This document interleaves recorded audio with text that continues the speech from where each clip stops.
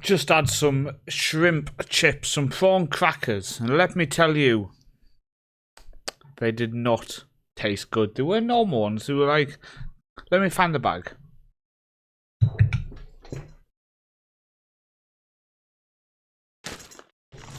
Okay. This is what I've just had. They... Oh, God, they tasted strange. I've made myself a coffee. Let's wash it down. Oh no, I spilled some of my coffee on the side. Oh no. This is just an intro. You better believe it. Jesus, that was bad. Well, welcome to the series. So welcome to today's episode. Hopefully you are all well. Make sure you do go down, drop a like on the video. Let me tell you, this video, leading into probably the next video, there's a major change. In the next video, we have invested in the domestic league massively, and I mean massively. So let's recap how this season went, and it's almost like a build-up to the next video. But let's have a look at the summer transfers, shall we? So first off, transfers here. I think you got a bit of a spoiler here. You did get a spoiler. Couple of millions. Pause it. But that's a snippet. So let's have a look at the ins, shall we? So we brought in 4 players over the summer window. Jarmo Tornqvist from HJK is a 18-year-old goalkeeper. Comes in with the idea of just developing him, seeing if we can move him on to another club within Norway. For 2.5 million from Rosenborg, we brought in a young defender called Erik Aron Orne Malum. A decent defender, not a world beater. Lacks the determination. They wanted 500,000 from him, so we gave them 2.5 million. Coming in for Hamkam is a attacking midfielder, winger. We trained him in attacking midfield. Again, not a world beater. Again, lacking quite a few. Cons unambitious. Hamkam wanted 100k. Oh, I can still taste some chips. We paid 3.2 million for him, and we have no intention of ever using him. He's nowhere near good enough, and he's probably going to get released when his contract runs out. But I tried to offer 5, and our board cancelled it and said it was an unrealistic amount of money. So let me tell you, I am trying to pay more money for players, but sometimes the board steps in and goes, whoa, you can't give them that much. And finally, Owen Jones comes in from Ipswich for 8.75 million. Comes in as a new central defender, 20 years old. I think it's a really good bit of business. I'm really pleased with it. 6'5", and he's got decent passing. I've really struggled to find defenders who can pass a ball who are over 6 foot. We've got a couple of youngsters. Steens, for example, he's only 5'10", and I think in the bigger games that kind of height will cause a few issues. Now, in terms of the outs, quite a few players gone out. First off, Borat has left us. He's gone to Marseille. So we paid 2.2 million, and we sold him a year later for 3.2 million, rising to 4.9 and 50% next sale. Toomey has left us. He's gone to Leverkusen. He's actually developing quite nicely. But we signed for 325k and sold him for 4.1 million, rising to 4.5. Both of them do have 50% next sale. A loan sign there, Serdal's gone to Arndal. We sold Kyle. I really didn't want to sell him, but the money is going to help us pump money into the Norwegian clubs going forward. And that's desperately what I'm going to try to do over the next few seasons. So Kyle has gone to Wolves for 47 million. We signed for 40. He was with us for 4 years. Did really, really well. He was a very good player. But 47 million plus 50% of next sale. Main Seth, who was going to be around our first team this year, then Berda Glimt came in and said, "Hi, can we have him?" And I was like, sure. Any time a club in Norway comes in for one of my players, have him. Try and get rid of that. Oh, don't buy them chips if you ever see them. Razvan Mora went to Molde. We took a massive loss on him. We paid 1.4, sold him for 145k. But Molde wanted him. They can have him. Uldal went to Viking for 1.9. Again, you wanted him, you can have him. Even Jensen has gone on loan to Brina, and then Vatshorg went to Augsburg for 1 million. That's disappointing because I think he's a good player, and I did want him as a backup option, but he just wanted to leave, so we've ended up letting him go. But a couple of sales there domestically. Like I say, over the winter we're going to be pumping out, hopefully, a lot of money into the league system. And a couple ins which I'm really pleased with. Owen Jones, I think, could be a very, very solid player long term. So in terms of how things went, I have to say it was a very, very successful season. As you can see from July, wins in all games. We did lose 3-2 to Brann. We were 2-0 up, and this turned out to be our only defeat of the whole season. And we only dropped 2 points for the rest of the season after this. But this defeat was very strange. We were very solid. We looked good, 2-0 up. We just collapsed. But after that, as you can see, 3 wins to end the month. 1 draw in September. But then we went through October, November, winning 3 and then 3 again. Absolute domination in the league. It's getting to the point now where we are a very successful team. We are the second highest in terms of titles, joint with Fredrikstad, with only Rosenborg now ahead of us. And as you can see, 126, drew 3, lost 1. That was our record points total for a season, which is absolutely fantastic. Record points for a season with 81 points. And to win the double again, I can't tell you how shocked and proud I am that we have just over the last few years started to really dominate. So we played Kristiansund in the first round, beat them 2-1 in extra time. A 3-1 victory over Sotra. Uppsala we beat 1-0. Frigg we beat 1-0. We weren't looking solid in these games. We then beat Tromsø 2-0. Berda Glimt we beat 4-1, the first big team we came up against.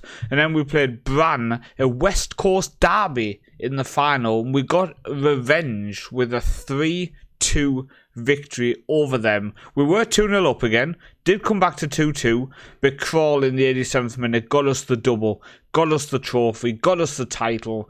We won the domestic double, and I think, if we go on the profile, that is our 4th domestic double in a row. And if we go to the Hall of Fame side of things then, and go for First Off Nation, so in Norway, we are second.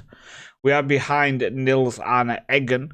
He has 1,863 points. We have 1,270 with 10 titles, 5 domestic cups, but one of our titles was the 3rd tier. In terms of nationality, we now are 3rd.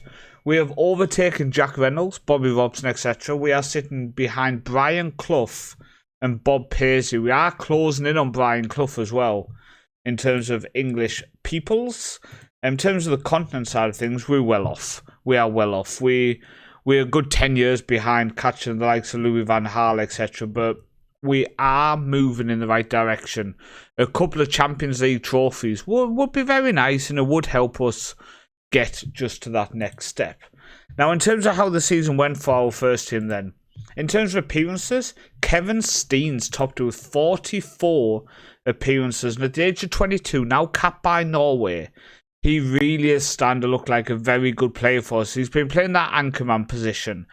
I would like him to be a central defender, but at 5'10", he's just lacking that height. And with a jump reach of 9, I think it could end up being a risk especially in continental games, to be playing someone with that height in central defence. He does that kind of want to leave at the minute, but we will kind of just ignore bids. Also, Milan Buzek, second highest appearance maker of the season, does also want to leave. It's at that point again where they want to leave. If we just ignore bids for a while, they end up changing their mind, becoming happy again, and then boom, new contract. But I've put a 120 million price tag on him. 20-year-old wonder kid. He's just insane, and he has played a lot of games for us this season, playing 43 starts, 2 sub-appearances, so actually more than Kevin Steens in total. And Nersheim with the second highest. I'm just really happy that we got him back as our goalkeeper after leaving us for Cordoba. Bringing him back in, he's now almost played the same amount of league games as he did his first time with the club. I like him. I do like him. I think I'm very happy that he's back.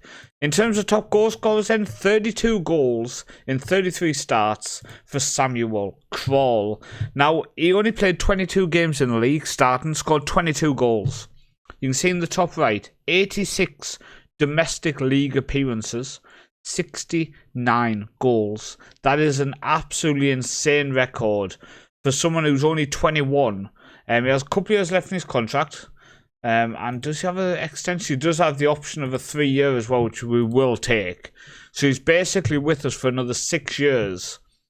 And to be honest with you, I think, unless he starts missing training or other players get upset, I will just keep rejecting bids if anyone comes in. Milan Buzek picked up 19 goals in all competitions. Anthony picked up 15. Maida picked up 13. And Guttlesrod picked up 12. I would say he is up there with the shock of the season. Picked him up for 5 million. I'm really pleased and shocked at how he pushed in and became a first team regular. So hopefully he can continue to develop. And Soa, our young Polish striker who signed with maybe a bit of hope that in the long run he would do well, due to injuries came in and around our first team and has ended up in 12 domestic games scoring 6 goals. He's a 1-2 man at the minute for the first team. In terms of assists, Maida picked up 15, Anthony with 15, 12 for Buzic, Fosdal with 11 and Steinskog with 9. And then you have Guttlesrud with 6. In terms of man of the match, Guttlesrud is topping that alongside Maida, and then Anthony with 5, Craw with 4, Steinskog with 4. I'm really, really pleased with how we're looking. Domestically, we've dominated. I'm curious if we go to stats for team detail. Average position, we're still not up there. Viking are still topping at 64. We have 59. In terms of goals scored, we did top that. 60 was second highest. We got 88. In terms of defensive-wise, we did our best defensive record as well. 21 goals conceded, which I do actually think is quite a lot. I would like to get that under 15 next season, see if we can become just that little bit more solid defensively. In terms of salary per annum, we are well above now. We are well above, but that's just how it's gone as we've tried to do better in Europe. Now, I did see someone say that we really are underachieving. Now, yes, we're 20 years in. We started in the third tier of Norwegian football. We've took a team from third tier to the top flight. We've now become the dominant force in the League of Norway. But also, we have continuously reached the levels of the round of 16 to quarterfinals of the Champions League. Now, I would say that's not an underachievement. I would say that is a steady progress where we are continuing to look better and better and better. And what I would say is that if you can continue to support and continue to stick by the process of what we do and where we're trying to bring in all these youngsters and seeing how we can develop and improve, I do think in the long run we can become a successful team and win a continental trophy. In terms of building up Norway, yes, we have struggled, especially with continental rankings. In terms of the coefficients, we've dropped off, but we are in the top 10. Yes, getting in the top 5's a big leap, but I do think we're only 2 or 3 good seasons away from it. Now, finance-wise, this is what I need to improve. So the likes of Viking, Molde, Sogndal, Valerenga, Rosenborg, Bø Glimt. Over the next few years, I'm going to try to invest 25 to 50 million a season into Norwegian clubs. And I'm going to pick one club each year. So over this winter, it is going to be Viking Stavanger, our local club. I've already agreed £25 million worth of signings, picked up a couple of players from them, and hopefully they can invest that money correctly and continue to improve. So we are going to end the episode by just looking at how our youth team did. So we have, again, for the 4th year in a row, become youth team champions. Our youth team is really, really starting to develop. If we're going to potential-wise, we've got a couple of really talented players. Demisio Maui, I'm going to leave for next season again in our youth team. We signed him in 2042 for 1.7 million. He played a couple of games for us last year. He is developing very nicely. He really is. And I just think, leave him in the youth team for another year. Let him continue to play regular football. We have this Marlon who we picked up from Rosenborg. I might try to offer him on getting some football in the league, but very, very talented player. Eric Jacobson came through our academy, is continuing to look solid. We are going to negotiate him on a new contract, give him a little bit longer. We have a left back here who again came through the academy, is improving attribute-wise bit by bit. Couple of players there. I think Kovac I'm going to let go. Serdal is developing okay. He just lacks them stats to play midfield, in my opinion, likes of dribbling, etc. So we might end up just letting him move on a free transfer.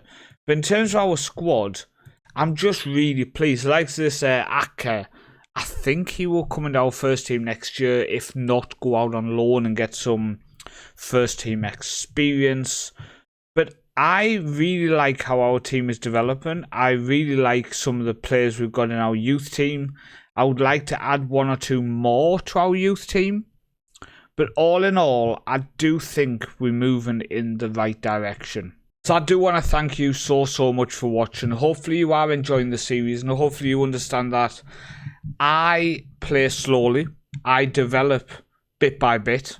And sometimes as well, I like to try to stick to realism. So I won't whack in a tactic which is popular in the... I've seen some in the FM community which I've purposely avoided due to the fact people say, oh, this is a way, an exploit or whatever.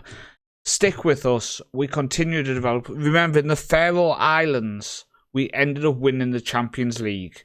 So with this Norwegian club, with my local club Egerson, we will do it.